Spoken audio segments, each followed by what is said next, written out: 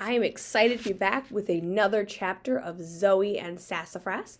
When we left off, the baby dragon had just been dropped off at their barn, so we're going to find out what happens. Chapter 7, Hatching Snakes. Now that I was pretty sure our barn wasn't going to burst into flames, I needed to help the dragon. His tiny body lay there like a little lump. Poor thing.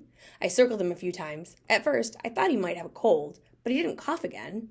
I flipped through my mom's science journals. There weren't any entries on dragons. I was stumped. I set the journals on the desk, which knocked my thinking goggles to the ground. Perfect. What do you think she's going to do with those thinking goggles that she knocked to the ground? I wonder. I dusted them off and popped them onto my head. I could feel a memory tickling my brain right away.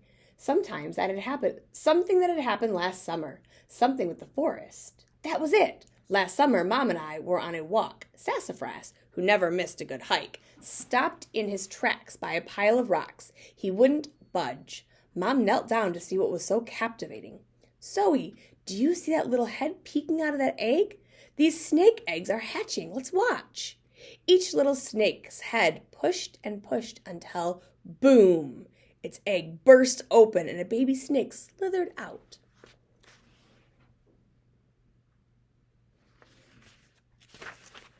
Most of them barely rested before skittering off into the forest. We watched until only one egg was left. The little snake inside was having a really tough time. Once he popped out, he lay there without moving. He was so much smaller than his brothers and sisters. What's wrong with him? I looked around. Where is their mother? Why isn't she helping them? Snakes are mammals like us. Snakes aren't mammals like us. They're reptiles. They have scales.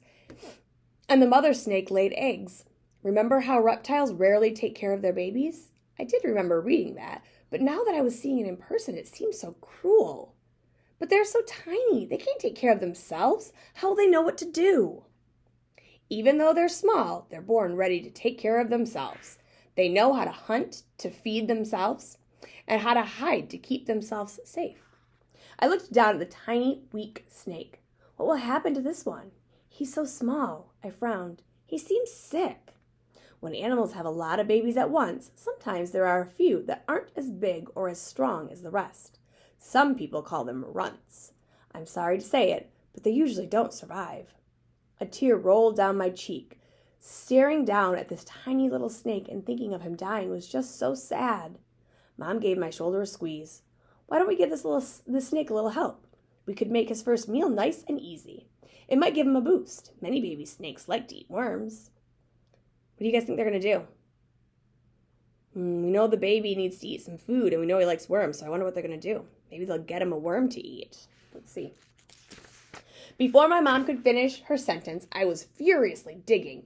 I am a champion worm finder. Within a minute, I found a good-sized one. I felt a little bad because I kind of loved worms, but we handed him over. Mom gently wiggled the worm in front of the baby snake, and he perked up. He swallowed the worm in one big gulp. Sassafras yelped at the little snake as the little snake came to life and bolted into the bushes. I patted my thinking goggles. That was it. Maybe this baby dragon was the runt of his litter. Maybe he was hungry. I'd solved it. All I had to do was get him some... Wait, what do dragons eat? I wonder what dragons eat. Guess we'll find out in the next chapter.